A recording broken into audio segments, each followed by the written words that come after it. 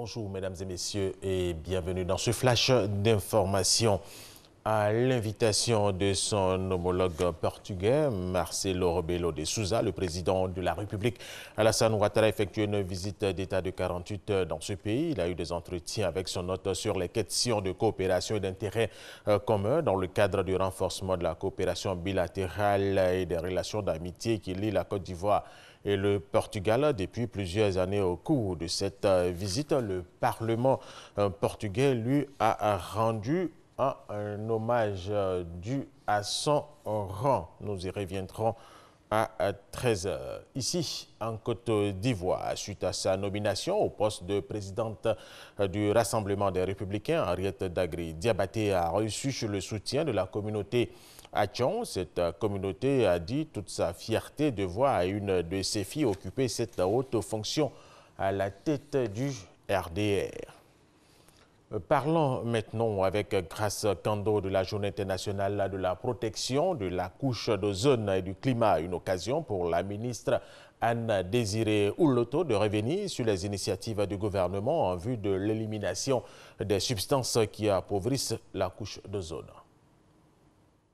La Journée internationale de la protection de la couche d'ozone a été proclamée par l'Assemblée générale des Nations unies en 1994. Cette année, la célébration de la dite journée marque également le 30e anniversaire du protocole de Montréal relatif aux substances qui appauvrissent la couche d'ozone. Le thème retenu est « Prendre soin de toute forme de vie sous le soleil ».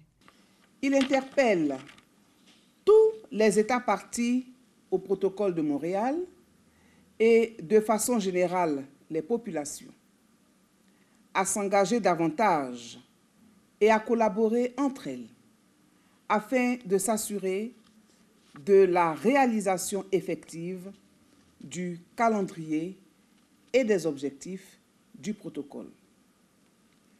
Depuis plus d'un quart de siècle, la problématique de l'appauvrissement de la couche d'ozone est une préoccupation pour les scientifiques et la communauté internationale. Pour l'élimination des substances qui appauvrissent la couche d'ozone, l'État de Côte d'Ivoire mène plusieurs actions. C'est notamment le cas des chlorofluorocarbones, communément appelés fréons en Côte d'Ivoire, utilisés dans la production du froid, de la fabrication de la mousse et des aérosols, qui ont été éliminés depuis le 1er janvier 2010, des halons pour l'extinction des incendies en 2005 et surtout du bromure de méthyle utilisé pour le traitement du cacao stocké avant exportation en 2015.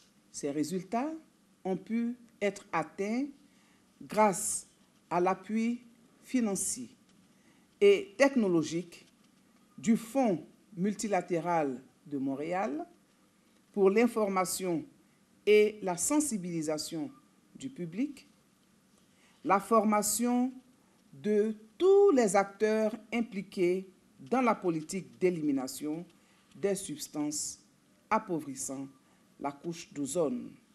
Les efforts fournis par la Côte d'Ivoire en matière de préservation de la couche d'ozone ont été reconnus par le Programme des Nations unies pour l'environnement en 2012 et en 2013, selon la ministre Anne-Désirée Ouloto.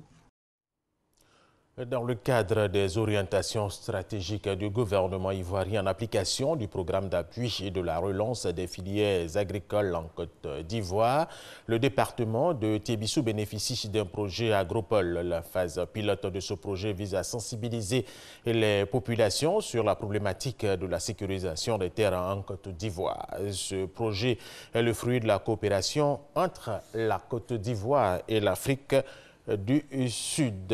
Nous y reviendrons à 13 h. 25 femmes de la commune de Korogo viennent d'être guéries de la fistule obstétricale grâce à l'organisation non gouvernementale Yeti et ses partenaires.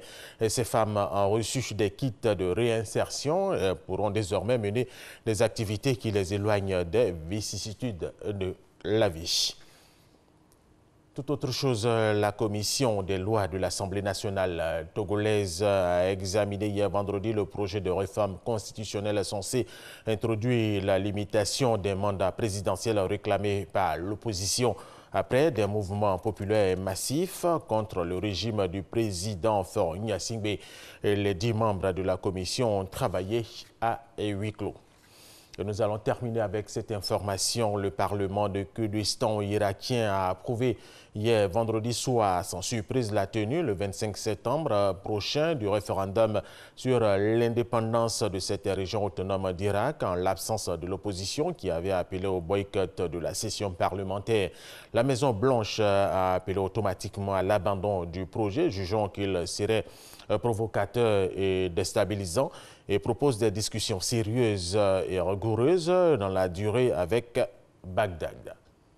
Voilà, c'est la fin de ce flash d'information. Merci de l'avoir suivi. Je vous retrouve à 13h.